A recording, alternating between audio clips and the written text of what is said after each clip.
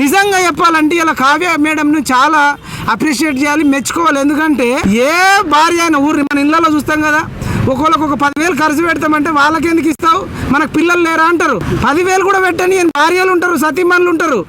కానీ మేడం కొన్ని కోట్ల రూపాయలు పెట్టి ఫౌండేషన్ నడిపిస్తూ 40 మందికి సాలరీస్ ఇస్తూ కొన్ని వేల మందికి సైకిళ్ళు ఇచ్చినా ఏమనలే. ఇట్లాంటి కరోనా టైంలో ఇంకొకటి అండి, అన్నిటికి మించి మేడం ఒక విషయంలో మెచ్చుకోవాలి. కేసీఆర్ భార్య శోభమ్మ గారు కేసీఆర్ గారిని గాంధీ హాస్పిటల్ వెళ్ళకు, నువ్వు పోతే వస్తావు అని చెప్పి కేసీఆర్ని అందులోనే ఉంచింది. కేటీఆర్ భార్య కూడా కేటీఆర్ని అక్కడి ఉంచింది. హరీష్ రావు భార్య కూడా హరీష్ రావును అక్కడిని ఉంచింది.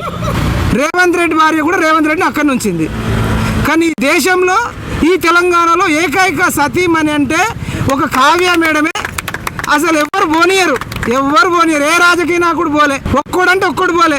కానీ మేడం పంపించిందంటే మేడం ఎంత గొప్ప వ్యక్తి, ఎంత అసలు ఈ త్యాగం ఎవరికన్నా తెలుసా?